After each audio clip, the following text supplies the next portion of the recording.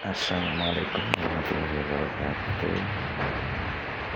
Juga Sulistyo Semoga Latin Sini akan tentang tugas kita cara berinvestasi saham. Kita berinvestasi saham bisa melalui online, HP juga bisa. Tapi dengan kita download aplikasinya di sini, saya sudah coba download aplikasinya Stopbit. Kita masuk ke Stopbit. Ya, di sini sudah tercantum. Kebetulan saya sudah coba daftar. Ya, tapi coba daftar aja dulu. Mungkin perlu belajar yang lebih lanjut. Nah, sebetulnya di dunia pasar modal saham merupakan instrumen investasi dengan tingkat risiko paling besar dibandingkan investasi lainnya. Tapi saham memberikan imbal balik atau keuntungan yang besar pula. Investasi saham di area sekarang bisa terbilang modalnya kian terjangkau. Anda tak perlu khawatir jika modal yang kita miliki itu cuma 100.000, nggak usah berpuluh-puluh juga. Bentuknya yakni nabung saham.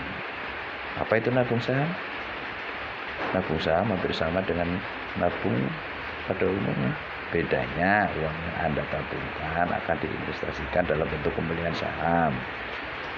Atau bisa diartikan nabung saham adalah kegiatan pembelian terhadap presentasi kepemilikan sebuah perusahaan atau emiten. Ini yang harus diperhatikan sebelum kita membeli saham.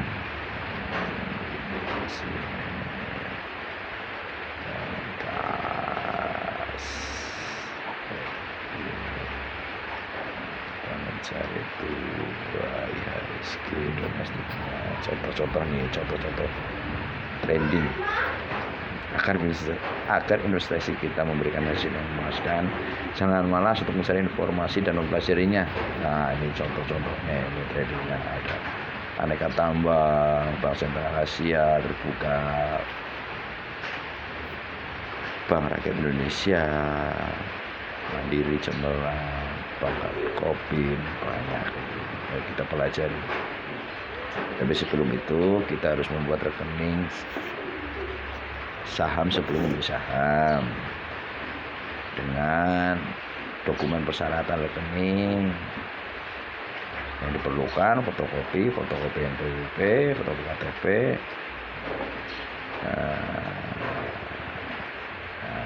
fotokopi dan materai lah 6.000, 2 buah atau 10.000 sekarang bisa. Cara membuat rekening saham. Pembukaan rekening saham dilakukan ke perusahaan sekuritas perusahaan. Pilih sekuritas yang kredibel, memiliki izin perantara pedagang efek PPE. Oke. Setelah selesai kita akan diminta motor deposit awal. Besaran deposit awal berbeda-beda dan uang ini akan masuk ke rekening dana investor. RDI memiliki investor.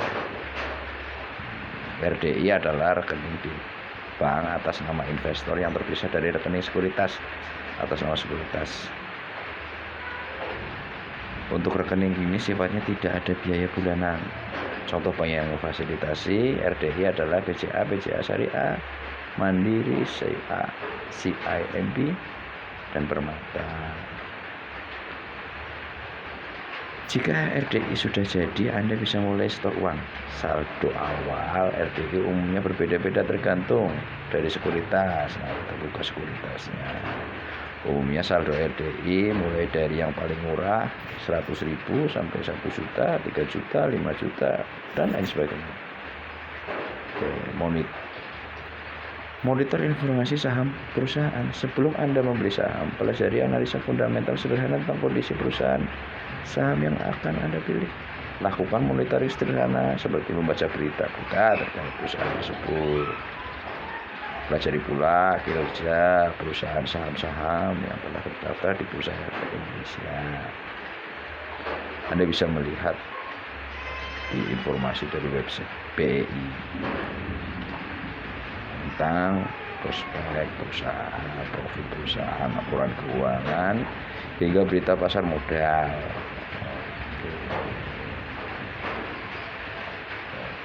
Lakukan analisis teknikal. Sebagai investor, kita perlu pelajari cara melakukan analisis teknikal sederhana terhadap saham-saham yang kita beli. Tujuannya agar saham yang kita beli memiliki harga beli dan jual terbaik lah tentunya. Pahami juga risiko eksternal saham. Selain internal, investor di pasar modal juga dipengaruhi oleh risiko eksternal. Nilai investasi kita di pasar modal bisa naik atau turun karena faktor eksternal antara lain kondisi perekonomian, perlambatan ekonomi atau percepatan ekonomi dalam negeri, kondisi ekonomi global, stabilitas kondisi politik dalam negeri, pengaruh nilai tukar rupiah terhadap dolar, kebijakan pemerintah dan lain sebagainya. Pahami juga nih sekarang bahwa pandemi COVID termasuk risiko eksternal yang bisa membuat harga saham naik turun. Hindari hanya membeli satu jenis saham. Nah ini jangan hindari hanya membeli satu jenis saham. Karena itu pasar modal yang tengah berkembang di Indonesia, investasi saham dapat mendatangkan keuntungan jumlah besar jika Anda memahami cara bermain saham untuk investasi. Tapi bisa juga sebaliknya. Nah ini perlu catatan, perhatian, hindari menaruh telur investasi Anda dalam satu keranjang saja. Menanamkan seluruh dana Anda dalam satu saham saja berisiko lebih rugi besar ketimbang Anda membagikan dana Anda untuk beli 2 atau 3 jenis berapalah. Yang penting jangan satu, hindari. Ini dikarenakan jika salah satu saham kita yang kita beli itu rugi, kita masih berpeluang untuk meraup keuntungan pada saham-saham yang lain. Cek likuiditas saham perusahaan. Kita baca dan pelajari rincian data keuangan perusahaan tersebut dari website Bursa Efek Indonesia atau alamat website perusahaan tersebut. Tentunya perusahaan yang kita tanamkan sahamnya. Ini selektif memilih perusahaan sekuritas atau broker. Nah ini nih, dari semua tip ini yang paling penting, karena jasa broker ini udah terdaftar pada OJK apa belum. Cek laporan keuangan perusahaan tersebut dan kredibilitasnya. Oke, jasa menggunakan sales broker atau pialang saham melalui transaksi telepon juga bisa kita lakukan sekarang. Online trading melalui perusahaan broker, melakukan transaksi aplikasi software yang diberikan broker untuk trading. Aplikasi ini dapat diinstal pada PC, laptop pribadi atau smartphone juga bisa. Oke. Nah di sini kita misalnya kita membeli saham PTX sebesar 5 lot dengan harga per saham sebesar 650. Maka dana yang kita butuhkan ya harga saham kali lot kali 100.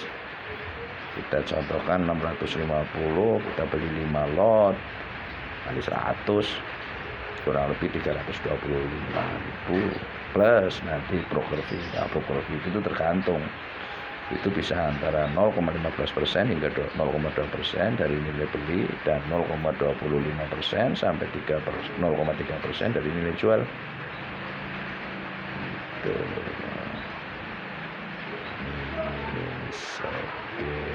Jangan yang penting untuk investasi saham kita jangan minder, kita harus terus bertanya, terus baca info-info terus. Tidak ada kata terlambat untuk kita untuk mulai berinvestasi kalau kita punya dana untuk investasi. Tapi juga jangan terlalu berspekulasi. Sebaiknya kita menanamkan semua dana pada satu investasi yang spekulatif. Jangan terlalu sering bersetransaksi. Karena kalau kita sering bertransaksi, kita bisa terbebani biaya transaksi dan terjebak kondisi psikologis pasar, sehingga terkadang membeli saat harga mahal dan menjual saat harga murah.